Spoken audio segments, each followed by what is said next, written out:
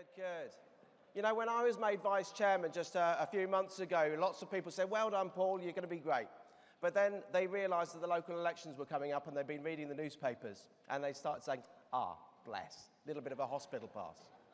But you know what? What they were forgetting that we've got a professional party that had started to transform under the leadership of Sir Mick Davis and David Brownlow.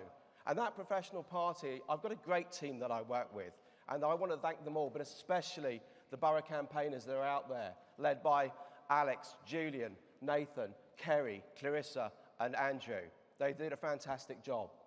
But then our MPs, our councillors and candidates went out and told the individual stories of Conservative achievement across the 32 London boroughs, whether that's Conservatives in power or whether it's Conservatives scrutinising the Labour Party and the Lib Dems. And didn't they do a great job? But most of all, it was the members going out knocking on more doors, delivering more leaflets, and engaging on social media more than ever before that enabled us to have a great result in May. And that's why, doing that individual approach, we know that Havering is not the same as Hounslow. We know that Hillingdon is not the same as Redbridge. And unfortunately, Jeremy Corbyn still hasn't learned that Barnet is not the same as Islington.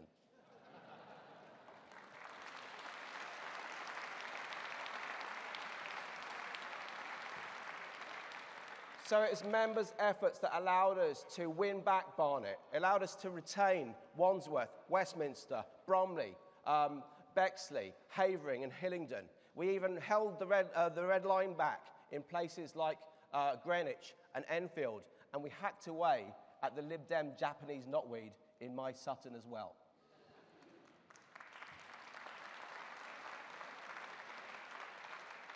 But you know, London is a magnet for people around the country, and it's a magnet for people around the world as well, who want to come to London for jobs, for opportunities, to raise their families, to have a lifestyle that is commensurate with being in the greatest city in the world. I don't know if Andy Street's here. Birmingham runs it a nice second.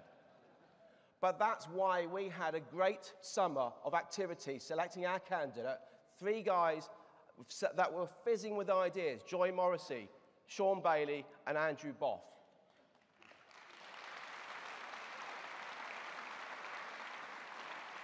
And I absolutely know that Sean is the right person to articulate a positive, aspirational vision for London that we can deliver. And to that end, it was a member-led process, so I want to introduce you first to the man who oversaw that process, the chairman of the London Voluntary Party, Gotz Mahindra. Thank you.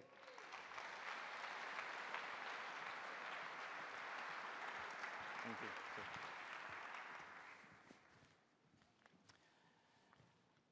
Good morning. It's been 12 months since our last party conference, and what a busy and successful time it's been for the London Conservative. Fantastic example of what can happen when the voluntary, professional and parliamentary sides of our party work closely together. We are strongest when we work together as a team. Despite some incredibly aggressive tactics from Labour and Momentum, we dug deep and fought hard. Our efforts paid off. We fielded candidates in every ward in London, something that just hasn't happened in over 30 years.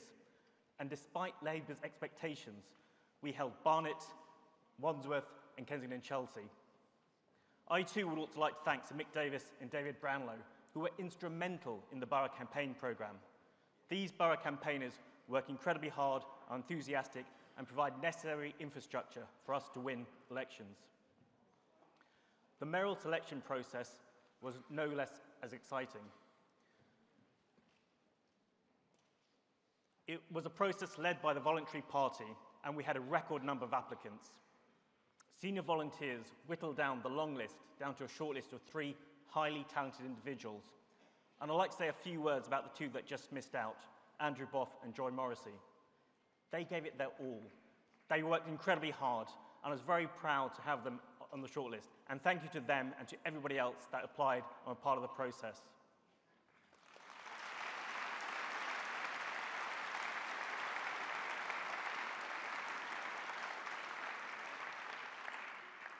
Now, we are a broad church in the London Conservatives.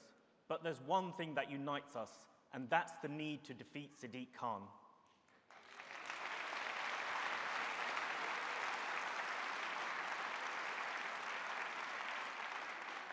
This is a man who does not keep his promises, a man who's overseen a dramatic increase in crime in the capital, who's failed to build the homes he promised, and who's failed to tackle poor air quality, something that he made a personal priority. Now, I'm very proud about our Labour, I'm very proud about the candidate that we've chosen to take on the Labour mayor, a Londoner who cares passionately about London and cares passionately about the people who call it home. A true modern Conservative. Ladies and gentlemen, please bring your hands together for the next Mayor of London, Mr. Shaun Bailey.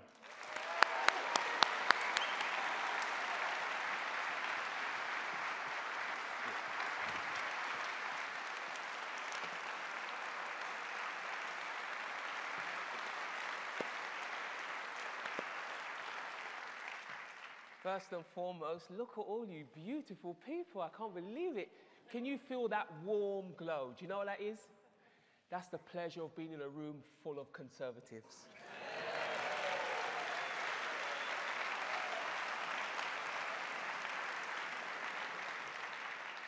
Now to the formal business. My name is Shaun Bailey, and I am your candidate for Mayor of London.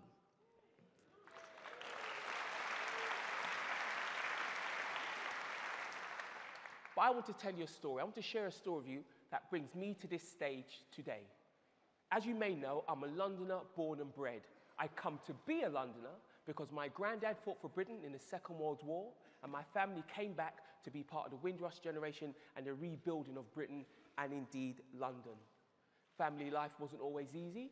My mum had to work hard to raise two boys on her own. We had very little money, but we had plenty of love. And my mum always had the notion that you should contribute. So that's why for the past 20 years and more, I've been a youth worker and a community worker, working with any community I've lived in and giving back to the city that's given me so much.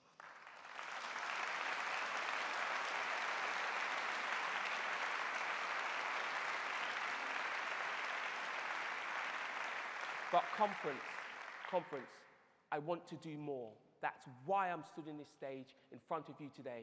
The grandson of a Jamaican soldier, the son of an NHS receptionist who grew up in a council house in London and is now your Conservative candidate for Mayor of London.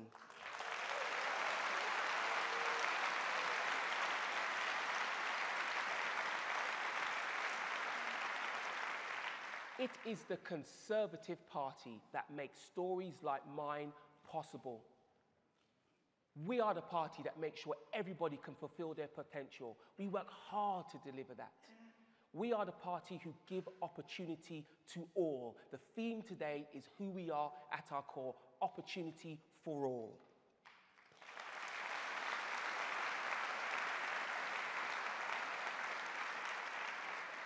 And what I want to do is reach out. So if you're not a Conservative supporter, I have something important to say to you. Don't believe Labour's hype.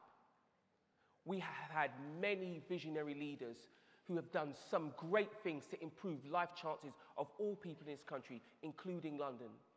Harold Macmillan, the greatest home builder this nation has ever known. David Cameron introduced the national living wage, lifting hundreds of thousands of the poorest workers out of poverty.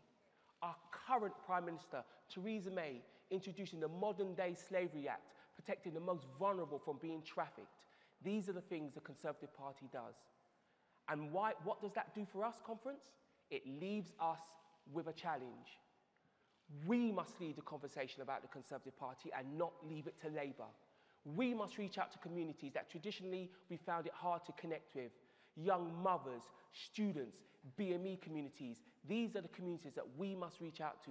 That's our challenge, but I'm confident because I know that we can do it.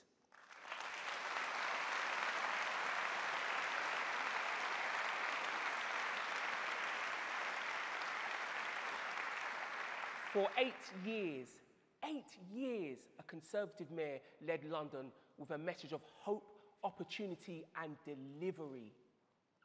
Delivery. He did what he said. Unfortunately, our current mayor isn't the same. He's more interested in appearing on the front page than he is defending the front line.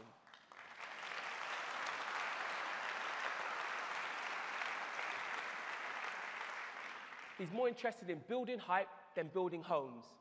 He's more interested in his career than he is defending our communities.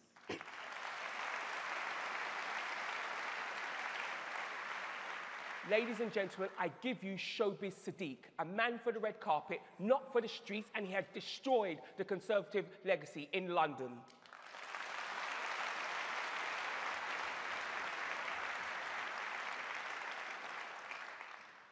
To be clear, winning in London is going to be an almighty task. Many will say we are the underdogs. But I know we can win for one clear reason. I have lived the lives that Londoners live. I have worked low-paid jobs to make ends meet. I have sofa surfed, chasing cheap rent all across the city. I grew up in a high-crime area and saw the devastating effects that crime has on families and communities. I know the life Londoners lead, and I know how to communicate with Londoners. And I have the plan just to do that, to make sure we communicate our message to all across London.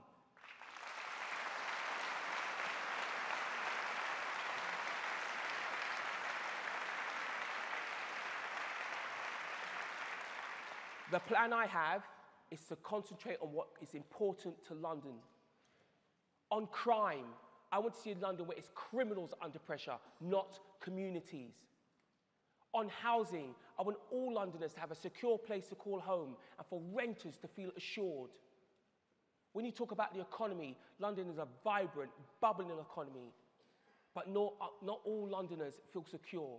The economy doesn't always work for all Londoners. They sometimes find it hard to access. They find it hard to access the opportunity the capital has to offer. And as Conservatives, we all know opportunity starts at work. We also know the quickest way to improve someone's lot is for them to have employment.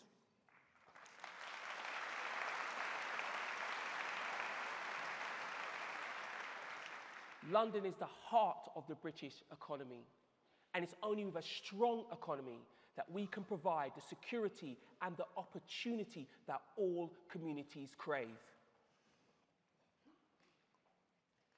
But perhaps more than any other message, the point I want to get across today is this: we can win support all across London. London is a vibrant, cosmopolitan place that makes it a Conservative city. Migrant families, such as my own, come to London to work hard and contribute. All communities adhere to the values of decency and hard work. We, as the party of opportunity, the party of hope, are a natural place for those communities. So we will reach out. I am proud to be your champion, and I will bring our message of opportunity and hope all across London, indeed all across the country.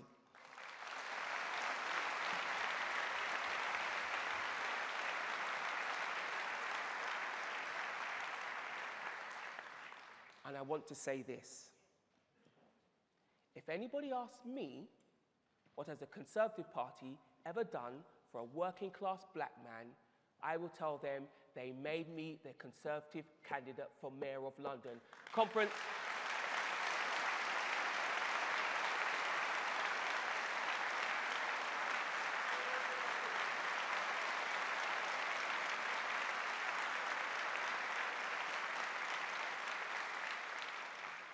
I just want to say this. In the beginning, I should have said thank you to my mum. My mum's done all the hard work, and even bigger thank you to my wife. She's been putting up with me for years. But more importantly, thank you to everybody in London who supported me. I've had people in and outside of the party support me. I've had Andrew Boff and Joy Morrissey support me, and I really look forward to receiving all of your support. Because the thing I'll say to you to end is this: the Conservative Party is what the country needs. We must not have Khan, and we definitely should not have Corbyn. So join me in making sure we defend our country and make a prosperous future for us all. My name is Sean Bailey, and I will be the next Mayor of London. Thank you very much. Thank you. Thank you.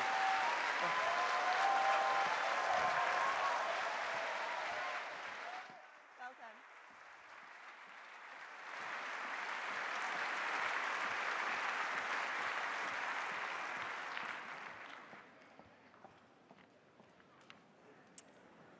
I'm delighted to work with a fantastic team of Vice Chairmen of the Conservative Party. Working under the direction of our party chairman, they are leading the efforts to prepare us for the local elections next year and the general election in 2022. It's no easy task to ensure that across every aspect of our professional machine, we are ready for the fight ahead. You're about to hear from a few of our fantastic team of Vice Chairmen. Chris Skidmore, who leads on policy development. Helen Whately is leading our efforts to increase the amount of women we have on our candidates list and in all parts of our party. And Tom Pursglove is the Vice Chairman for Youth, and Marcus Jones for Local Government. They're all going to come and have a panel discussion now, and please welcome them onto the stage. Thank you.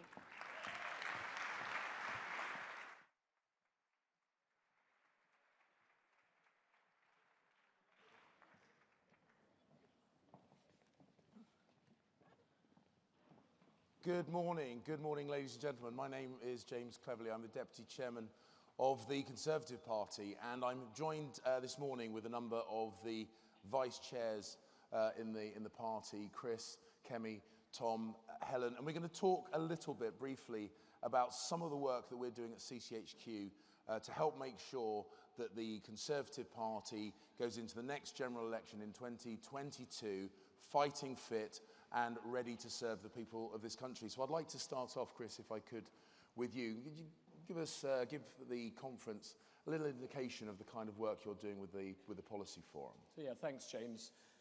Since being appointed as Vice Chair for Policy, my mission has been to ensure that when it comes to the next general election in 2022, when we look at our manifesto, we are prepared and never have a situation like in 2017 where our manifesto's written by two blokes in a room. We want to ensure that you, as party members, are absolutely involved in that manifesto process. So to start with, we've created something called the Conservative Policy Network, making sure we make the most of Conservative Policy Forum, but also our colleagues in Wales and Scotland, our regional mayors, making sure as a party we've got a professional process involved. And in July, the Prime Minister also appointed me as Chairman of the Conservative Policy Commission. We've had 5 events at conference, listening to members, recording the events as evidence sessions.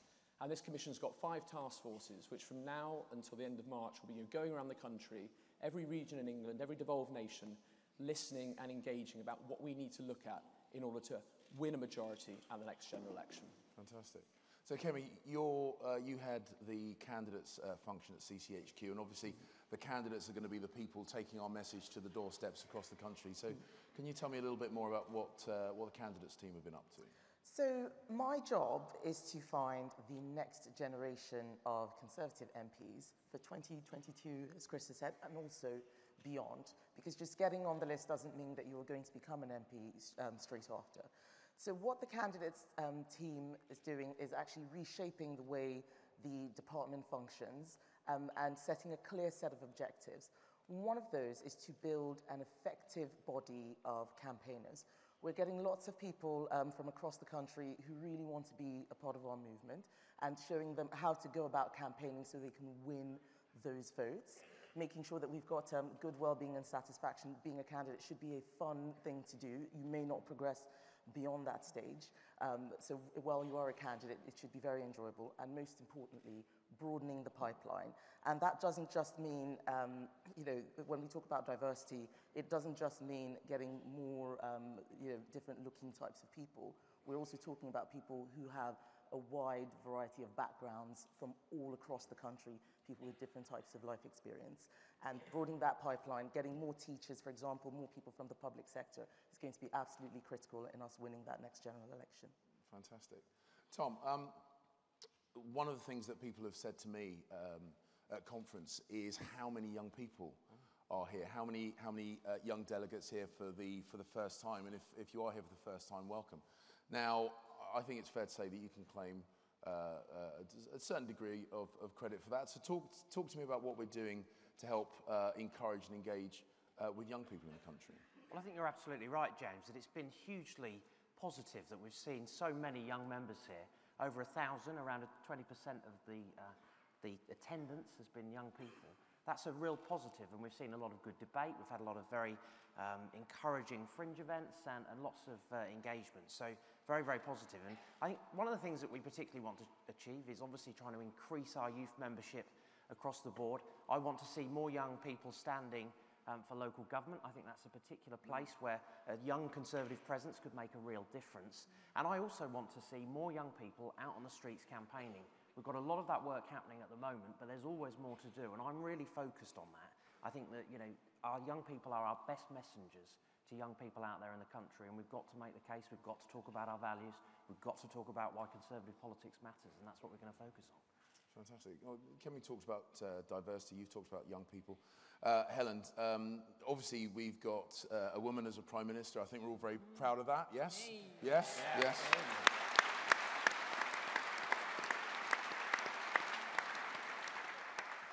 So that's, and some of you will remember, that's the second time that our party has had a woman as Prime Minister. So,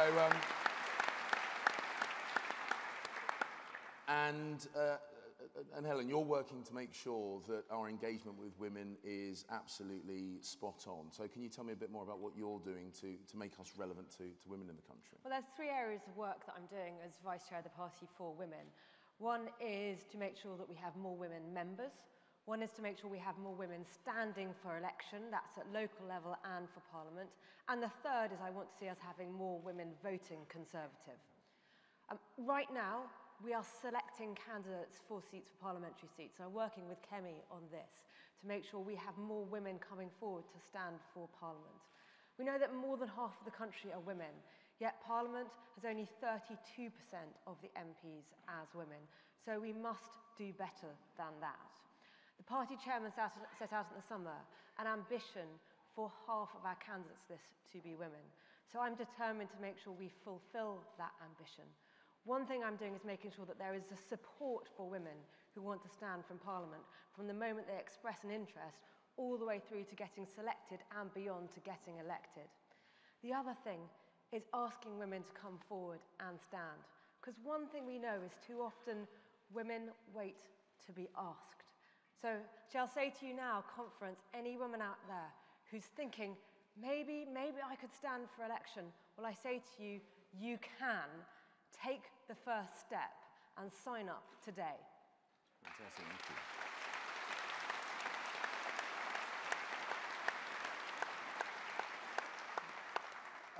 Ladies and gentlemen, at the beginning of the year, Brandon Lewis, the party chairman who you heard from earlier, appointed 11 parliamentary vice chairs. We don't have 11 chairs up here on the stage; it would be a bit too cluttered.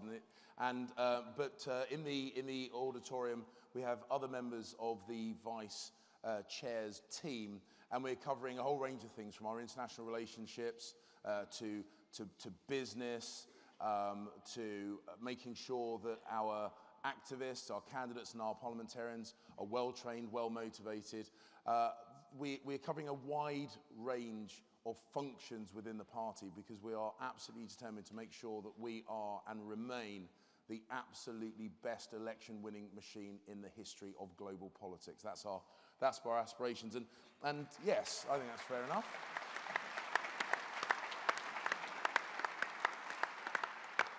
Now, Helen and Kemi, you work closely together to encourage more women onto the candidates list. So, Kemi, I'd like to turn back to you, if I may. How would you view success? What would success look like for you as we move forward? Well, I had five principles which I'm using to guide the work that we're doing. And the first one is merit and equality of opportunity. That this is a very serious job, and we want the brightest and best people becoming members of Parliament, and you have to be as good as you possibly can be. And that means, we are a meritocracy. That means getting people through personal development, looking at those who have potential but aren't quite ready, and watching them, grow from being new candidates to people who are battle ready, who are able to take the fight to our opponents.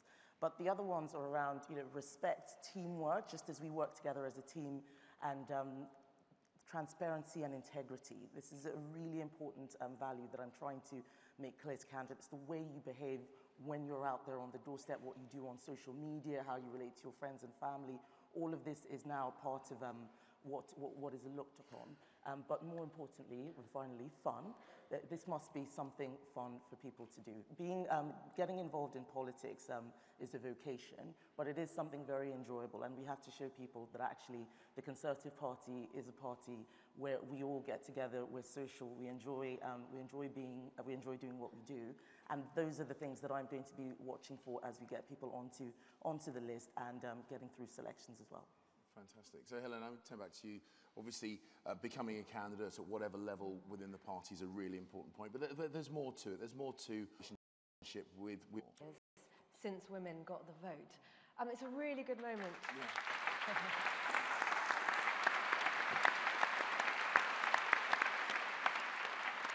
It's a really good moment to focus on what we as a party do for women. Now, typically, James, you stole my lines earlier. But, you know, we have had not just one woman Prime Minister, but two women Prime Ministers. We have a woman as the leader of the House of Lords and a woman as the leader of the House of Commons. We enable women to fulfil their potential. Across the country, we are making so much for women's lives, thousands more women to earn more money. We're enabling more women to have affordable and free childcare so that they can work. We're tackling some of the crimes that women suffer particularly from, like domestic violence and modern slavery. We are the party that's doing so much for women. So we have a huge record to build on. I want us to build on that record, make sure that we have the policies that appeal to women, working with Chris, make sure that we are communicating those policies, and make sure that we have people standing for elected office, local council and parliament, and to make sure fundamentally we have women who vote for us so that in 2022 we win the election.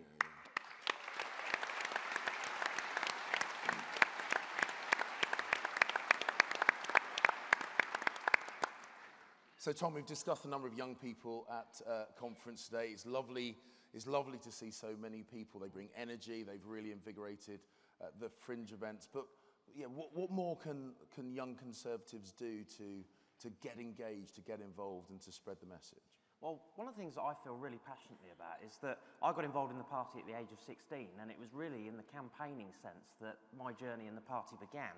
And I want to see more young people out on the streets as part of the Conservative team helping to spread our message. And as I said a little bit earlier on, I think our most powerful messengers to young voters out there in the country is our young members, who I really do think are a real credit to our party. And we've seen that absolutely this week across our conference. So that's got to be a big focus. And I think we've also got to talk about values. I think we've got to talk about why our Conservative values matter in a very relevant sense that makes sense in the day-to-day lives of young people. We've got to illustrate our arguments in that way. So there's a lot of work to be done, but we've got to get this right, because essentially our young people are very much the future of our party.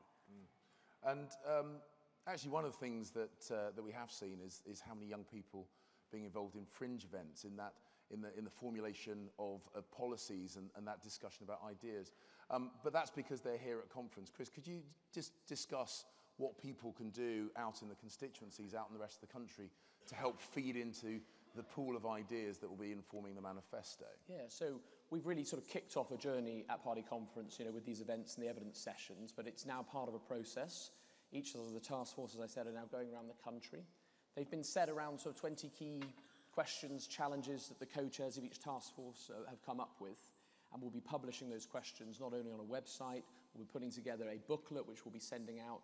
And what I want to ensure is that when it comes to CPF organisations, which is actually the fastest growing part of the party, that we get CPFs looking at how they would like to be involved in answering these questions as well. And an invitation, you know, to members in the hall, you know, if you've got a CPF event and you want to, you know, put on a special event, get in contact. We are planning a regional tour, and I'd love to be able to work with you when we tour the regions to be able to do some CPF events on a Friday, you know, at the same time.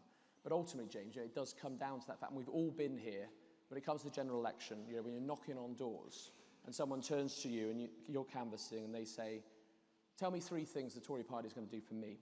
And you've got about a 30-second window by which then, as a campaigner, you can tell them in 3 single sentences, what the Conservatives stand for and what policies will make a difference to those people's lives. And that's why we need this process, to ensure that we can create the great policies which can be defined in a single sentence, which set out Conservative values. And that's why we've begun this process now, ready for 2022, so that when it comes to a manifesto, it is your manifesto also as party members.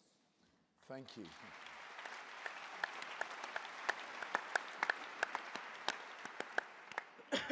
So, ladies and gentlemen, conference, you have seen just some of the work that the vice chairs of the Conservative Party do. The work we're doing in policy development, reaching out to more young people, more women to get on our candidates list. We have vice chairs reaching out into diverse faith communities, looking after our friends and colleagues in local government. There is a huge task ahead of ourselves to make sure that we protect the country from the ravages that would be the inevitable aftermath of a Corbyn-style Labour government. We cannot let that happen, but the responsibility is on us. The responsibility is to be the best campaigning organisation that we can be, to be fighting fit, and you all have a part to play in that. So if you have ideas that fall into any of the things that you've heard about today, or indeed anything else, then please get in contact with us, share your ideas, get involved, go back to your constituencies, tell people how they can get involved and how keen we are for them to be involved. Ladies and gentlemen, that's our time pretty much over. I'd like to thank you very much for listening to Chris, to Kemi, to Tom, to Helen, and to myself. Thank you very, very much.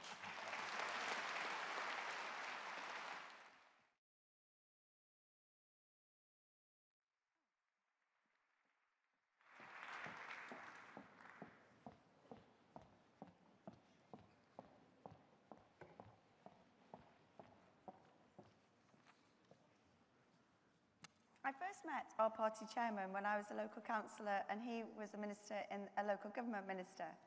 He is someone who has served at every level of our party, first joining to knock on doors, then standing for council, becoming leader of his council, a parliamentary candidate, an MP, a minister, and now chairman of the Conservative Party, a minister without portfolio.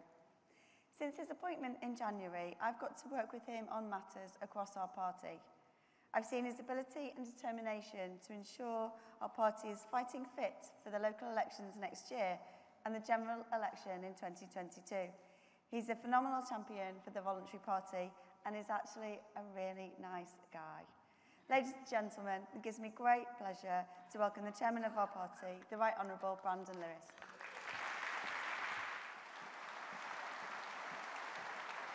Thank you. Brilliant.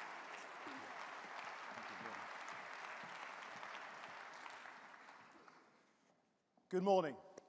Conference, this has been a conference that has focused on one word. That one word that's been at the centre of conference this week. And that word is opportunity. And the reason why it is on everything you see around this conference and in every speech is because providing opportunity is and always has been the driving purpose of our party. It is the driving purpose of our great Prime Minister and of this government.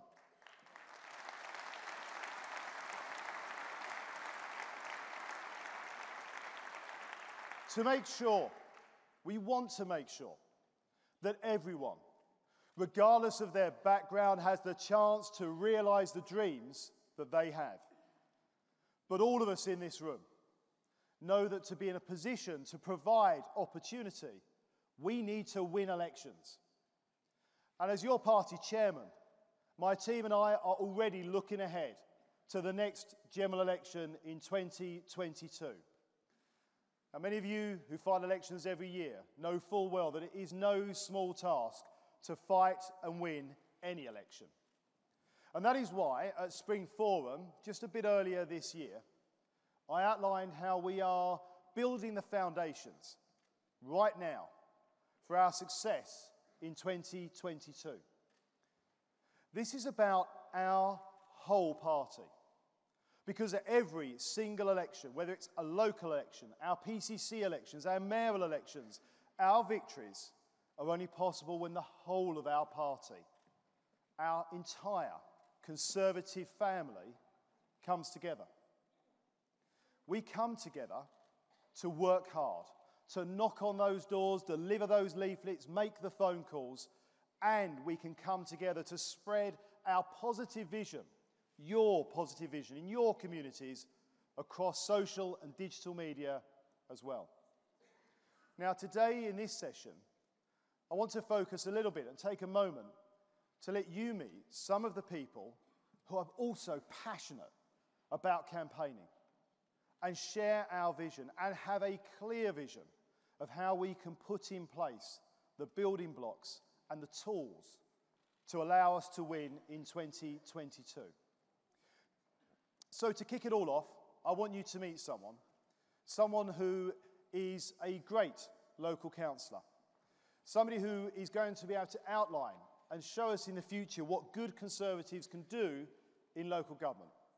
So let me introduce to you Councillor Hayley Granger. She is a local businesswoman running a small family business, a typical hard-working Conservative, championing her local community. So conference, please do welcome Hayley.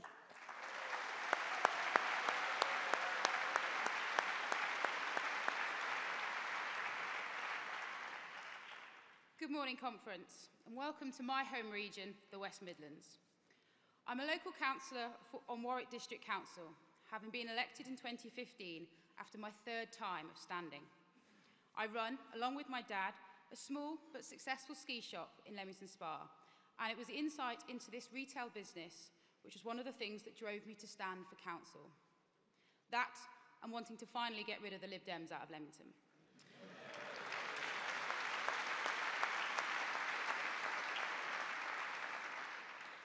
Retail has had a challenging time over recent years, so I wanted to do something within my community to see if I could help our local high street. So I decided to stand for local council. I now sit as the council's representative on our local bid board, championing Leamington every chance I get. I was quite lucky when I started to look at becoming a councillor, as, quite uniquely, my grandfather is still a councillor, and so is my mum. So serving our community is a bit of a family tradition. However, in these challenging times of social media trolling and more demand on our times, I was concerned about sticking my neck out and putting myself forward. But I did, and I haven't regretted it. Being a woman in what has traditionally been a male world is not the scary thought it once was. It is rewarding and exciting to be part of a council that is growing and changing with the times. It's great. In 2015, we elected 4 councillors under 30 and 8 Conservative women to Warwick District, giving us control of the council with a new, vibrant feel.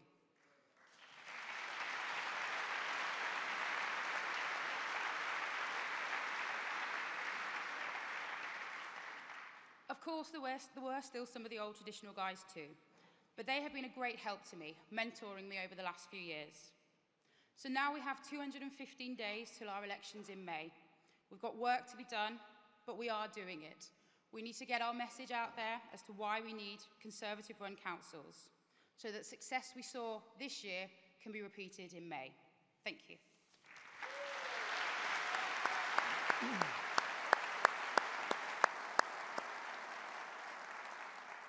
And today, our country is a better place because of how we treat all of our fellow country people, including those with disabilities. And although we do have more work to do, as a result of Conservative policies, we have an even more inclusive society, one where everyone, including disabled people, have the opportunities to reach their full potential.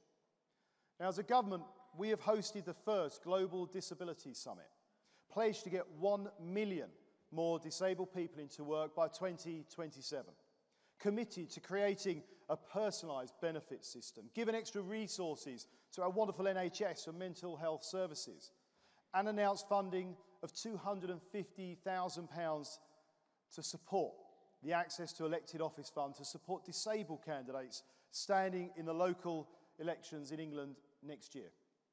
I want to pay tribute, while I get a chance, to the Conservative Disability Group, led by Chairman Peter Hand, for all they are doing and to support disabled people. Thank you, Peter.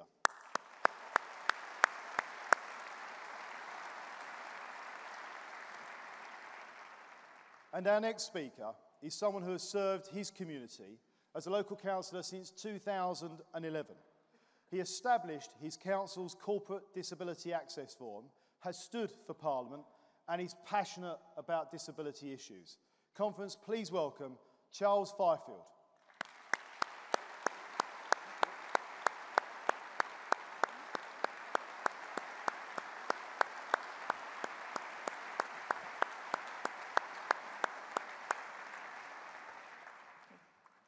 Thank you, Brandon. I'm Charles Fifield. I'm a borough councillor in Cheshire West and Chester, and last year I was our parliamentary candidate for Bootle in Merseyside, where we got over 6,000 votes and came second for the first time in 20 years.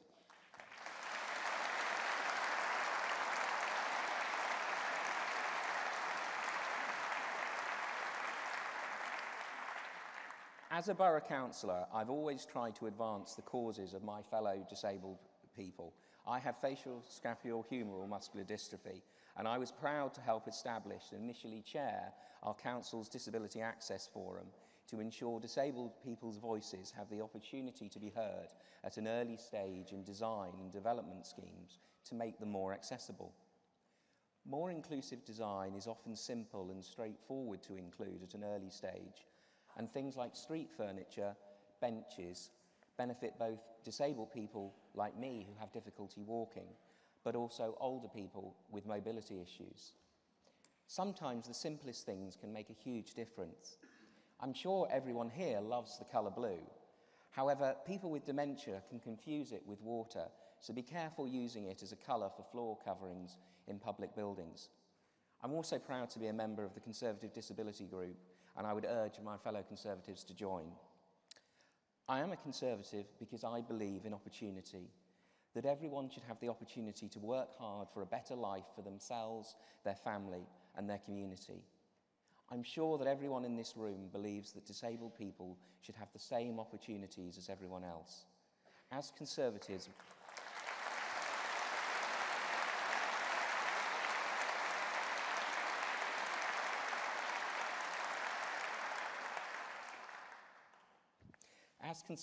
we've long cherished this principle. It was a Conservative government in 1995 which enacted pioneering legislation that saw a sea change in access to buildings and services for disabled people. We have continued that tradition in government, reforming an out-of-date disability benefits programme, encouraging businesses to recruit more disabled people, and ensuring that disabled people will have the support we deserve. I know from personal experience just how beneficial this is, and I would encourage everyone to look at access to work to see how it can help disabled people in the workplace. Thank you, Conference. Thank you for the opportunity to speak.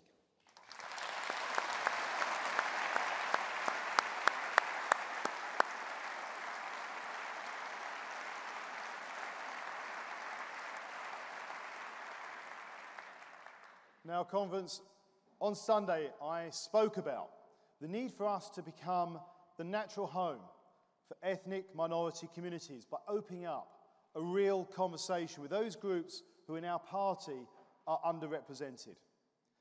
Our next speaker is a British Indian and a proud Conservative.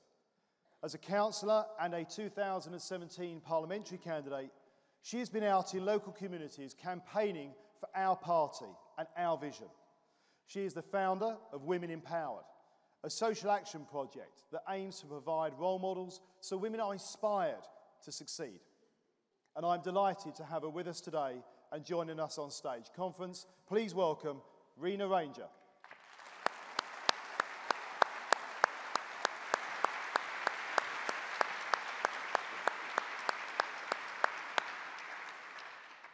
Good morning, Conference. My first memories are of growing up above our sweet shop. Admittedly, my memories may be a little bit more sugar-coated than some of those of my parents. But that little girl would never have imagined standing here and addressing you today. That little girl would never have imagined being elected as a councillor. And that little girl would never have known that she would have the privilege for running for Parliament last year in this city. We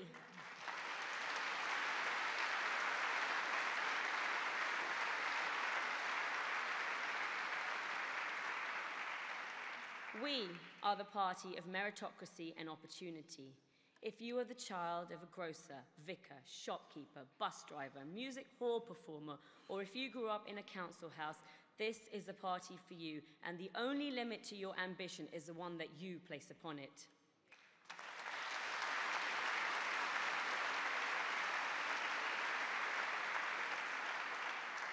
Because it is the Conservative Party that believe that you can be Prime Minister, you can be Home Secretary, or you could be our mayoral candidate. Conference, our party chairman is committed to making this the most inclusive time in our party's history. He is committed to having women as 50% of the pool from which we select our candidates. He is committed to investing in expansion of our outreach team and a new fund to mentor and train those from underrepresented groups. Conference, our diversity of thought and experience and opinion have kept our fringes full and vibrant. The spectrum of our beliefs here is wide-ranging and respected. None of us have needed a police escort.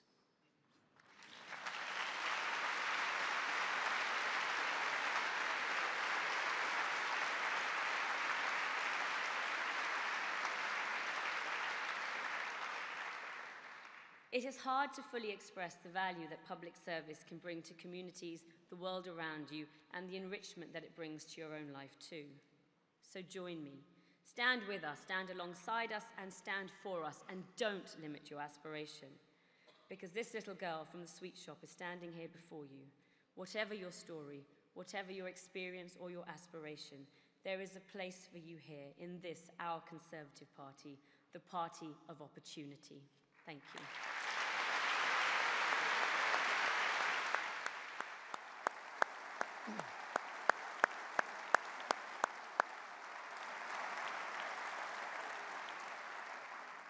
Thank you, Rena. And she's not just here because her parents used to sell my dad's popcorn either. As Conservatives, we believe in the principle that people should be able to live their lives as they choose and be who they want to be in an inclusive society. I'm hugely proud that it was a Conservative government that passed the Equal Marriage Act in 2013.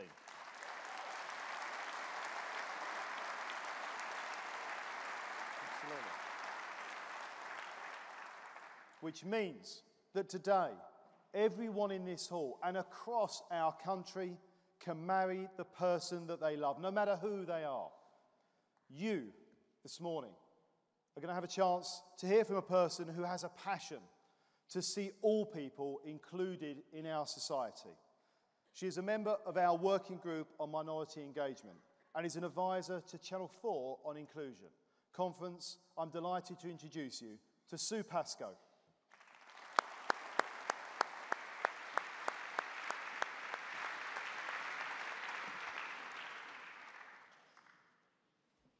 Conference, I've come here today to tell you an amazing story.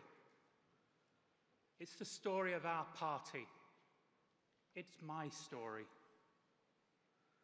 I always knew our party stood for personal freedom, expression and opportunity. I never knew I would test those values so thoroughly. For you see, Conference, I'm a woman with a trans past. I stand here amongst you as an equal. When I started my journey to be my true self, many people deserted me. My party, our party, stood by me.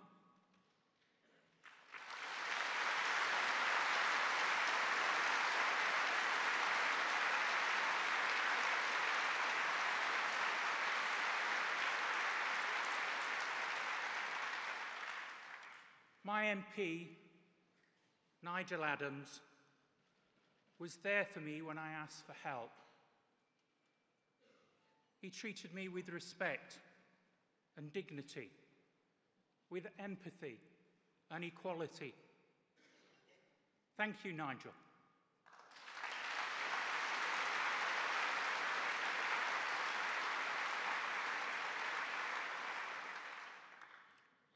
Today, our party has brought in same-sex marriage. Our 75-point LGBT+ action plan is supporting transgender people with its proposed reform of the Gender Recognition Act, and is taking positive steps to reduce homophobic and transphobic bullying in schools. As I have blossomed, I have grown in confidence in our party. I've seen it become more diverse, more inclusive of people from all backgrounds and cultures. Is there more to do? Yes, there is. And now is the time to do it. Will we succeed in becoming ever more inclusive? Yes, we will. Today we are the party for everyone.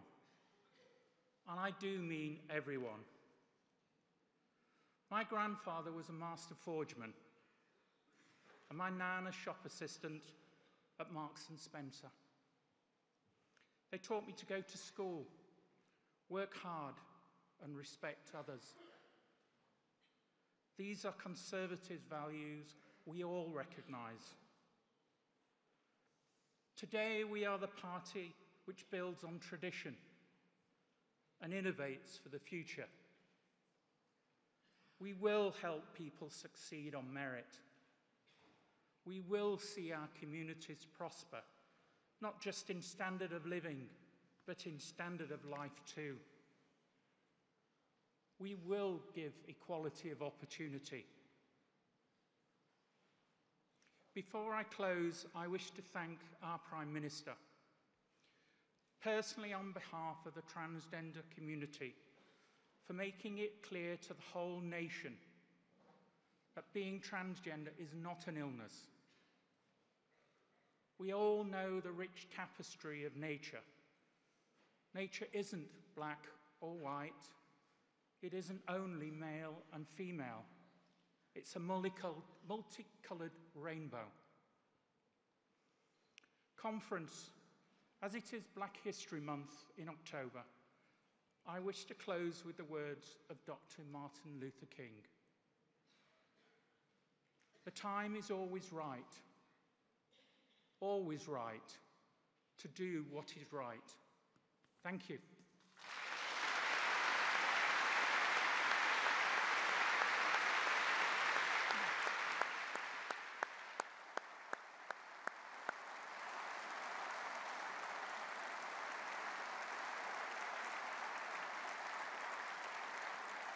Conference, at our Spring Forum, just a short while ago, back in March, we relaunched our Young Conservatives, and you've heard from our Vice Chairman for the Young Conservatives, Tom Pursglove, just a bit earlier on this morning. This year, we have a record number of young people, and I don't mean young like me, I mean under 25. A record number. You weren't supposed to laugh at that bit. A record number of young people at our conference this year, and it's been fantastic to meet so many of you walking around and enjoying our conference this week. Our Young Conservatives are our party's representatives in universities up and down our country, and in every corner of the United Kingdom. They are some of the hardest working activists that I see week in and week out. So I'm hugely proud to be able to introduce you all this morning to someone who's just one of these people.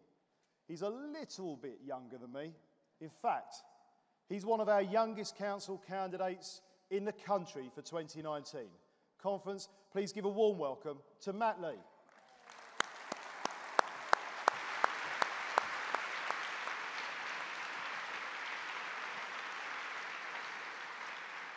Thank you for that conference. Well, I've heard the Young Conservatives described this week as mini mogs. Well, I'm afraid to say I'm more of a mini Gove today.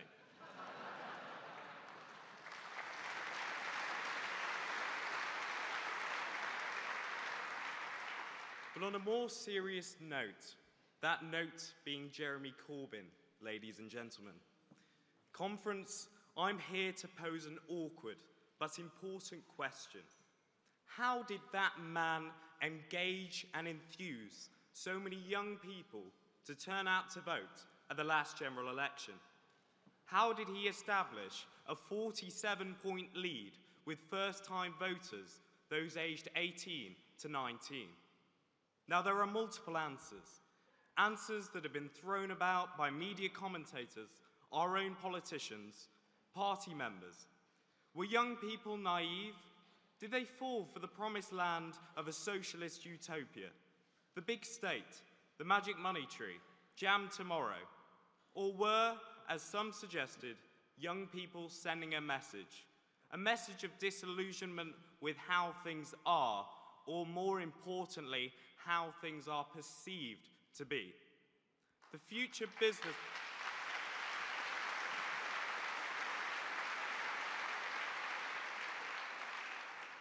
businessman, just a few years older than me, he voted for Jeremy Corbyn.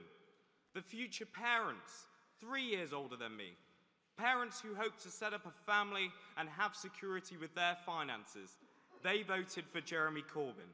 The student that benefited from a grammar school education protected by a Conservative-run local authority, they voted for Jeremy Corbyn. Now, it could all be said that these individuals were hoodwinked. They'll grow out of it. As it's been said before, if you're not a socialist at 20, you have no heart. And if you're not a Conservative at 40, you have no brain.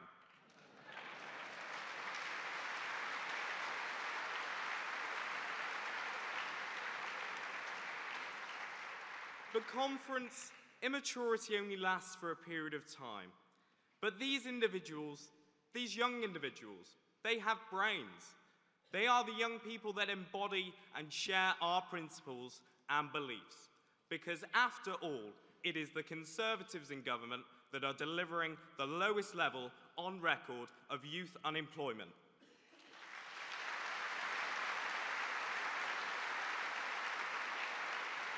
And it is the Conservatives in government that have protected our education system from religious schools to preserving the grammar school system that still exists in some parts of the country. And that's something we should all be proud about.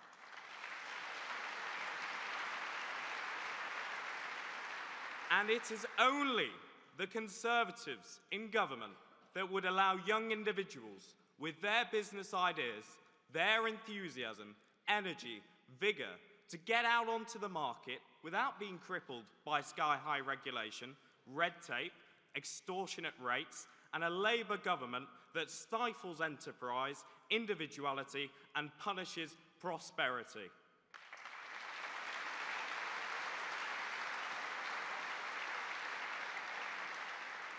Conference, our message as Conservatives is clear. Just as William Hague pointed out in 1977, the youth share our values. They want a society where effort and initiative are rewarded instead of stamped upon, where those who work the hardest receive the greatest reward. But most of all, young people want to be free.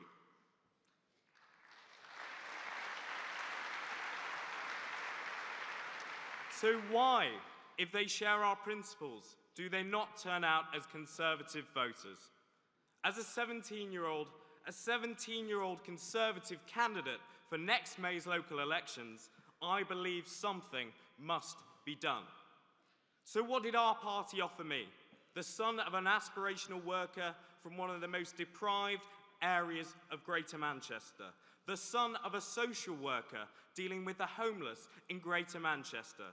I tell you what, it offered me hope of freedom, of security, and in the country that I love. And that's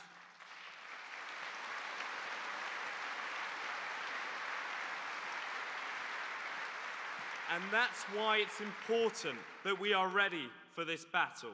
We take on Labour and Jeremy Corbyn in our schools, in our universities. We must sell our Conservative message to young people and demonstrate that we support their way of life. We are the party that supports them in finding their own way, not holding them back, but neither leaving them behind.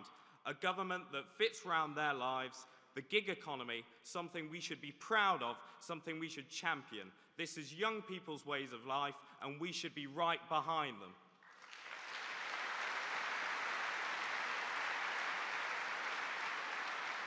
For conference, we must be radicals. Free market economics, allowing individuals to succeed wherever they come from. That is now radical. Defending freedom, freedom to choose what schools, freedom in what life we pursue, while being financially secure and safe from harassment and violence is radical. And defending freedom of speech is now radical.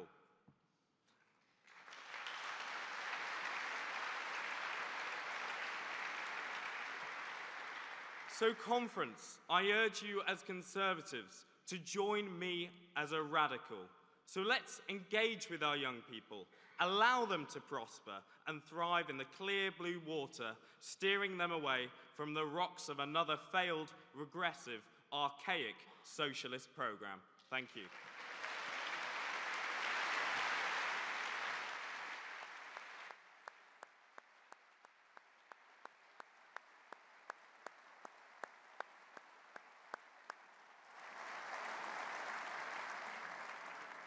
And yes, just 17. I think we've just seen a new councillor for next year.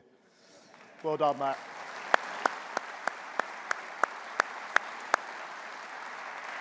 Now, conference, during the summer, I gave a speech about the importance of the voice of women in politics and why we need to hear more.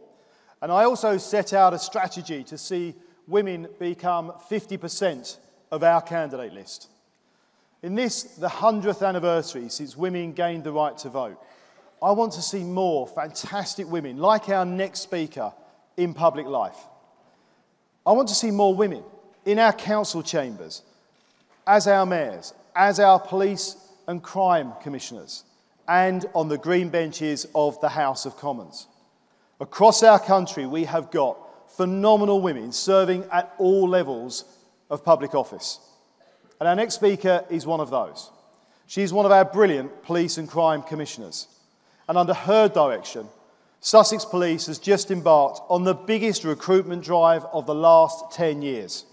She represents the wonderful county of Sussex, almost as good as Norfolk, and is a former national chair of the Conservative Women's Organisation. Conference, please welcome Katie Bourne.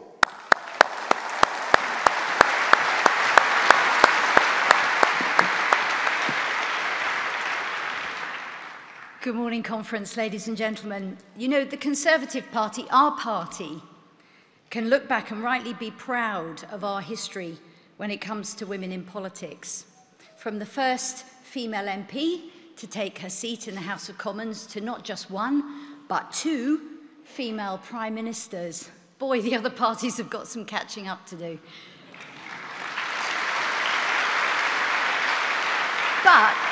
But there's still more for all of us to do, and I'm really delighted that our party's announced an ambition to ensure that our parliamentary candidates list is evenly split between men and women. However, that places and find those good women.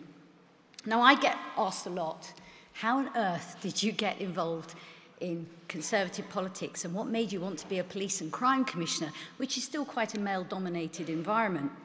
Well, it was several years ago. I had recently sold my dance company. Yes, Prime Minister, you're not the only one who likes to dance.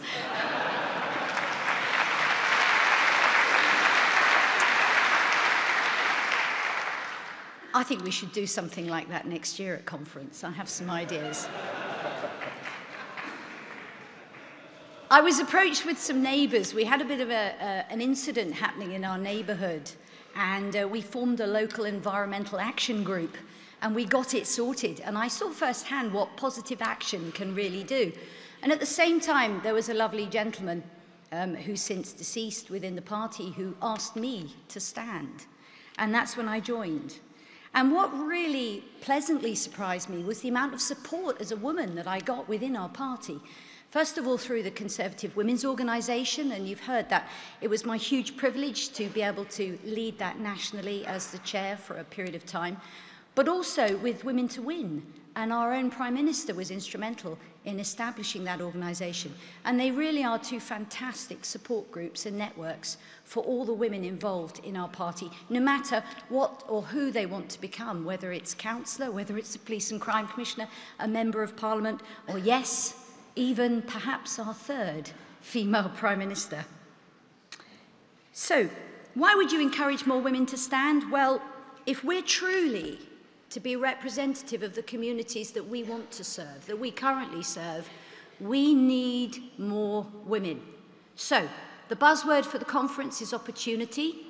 Here's my challenge to all of you, ladies and gentlemen. This is your opportunity to go out into your networks, find that outstanding woman, and ask her to stand.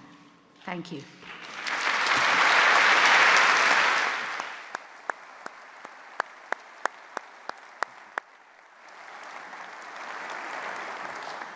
Thank you, Katie. And thank you to everybody we've heard from this morning. I hope you'll agree, it's been fantastic to hear this morning from just a few of the people about who are involved in taking our party forward and what we are doing leading into 2022 and what we need to be thinking about. Everybody who's spoken this morning, from all of us, thank you.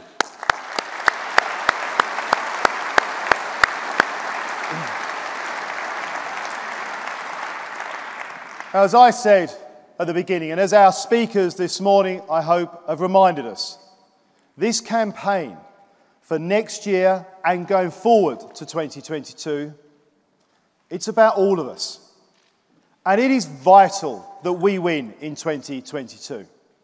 We all know the state that Labour left this country in last time they had a go. And we can remember, and we know the hard work and the hard choices that as a country we have had to take to ensure that we can go forward and deliver a thriving economy. We have given 31 million people in our country a tax cut, so they take home more of what they earn. The unemployment rate in this country is the lowest it has been for over 40 years.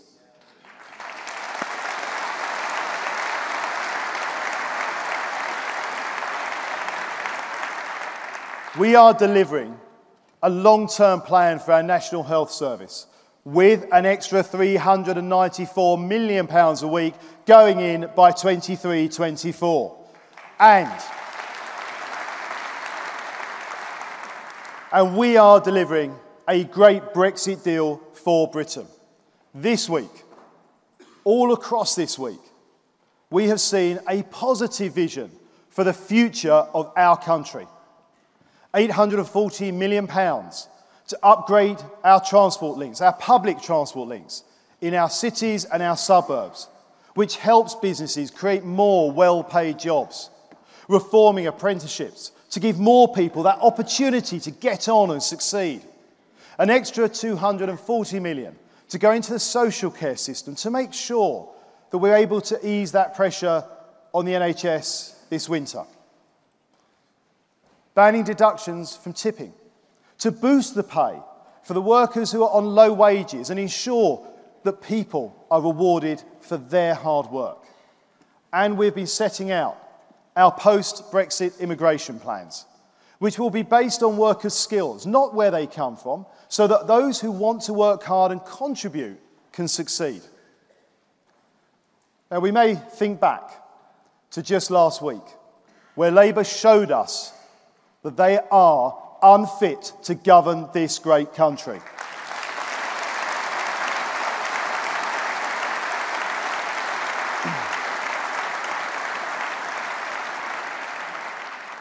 They offer nothing but the socialist policies of yesteryear. And they're the policies that have failed our country and our residents around our country year after year and time after time.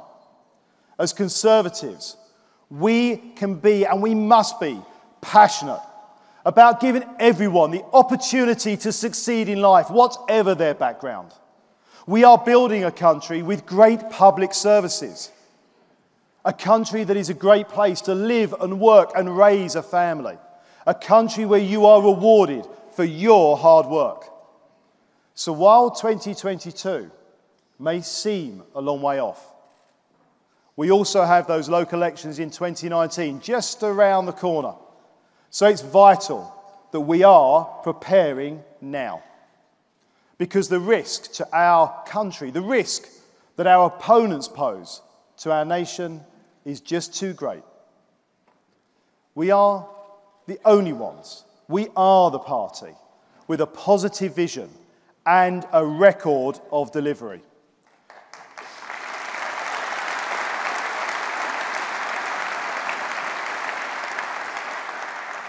So I ask you to join me, to join us and join our Prime Minister with our volunteers across the country and all of our speakers that you have heard from this morning in campaigning to deliver just that. Because together, working as we go forward, as one Conservative family, we are the party that can build and must build a country of opportunity. Thank you. Thank you.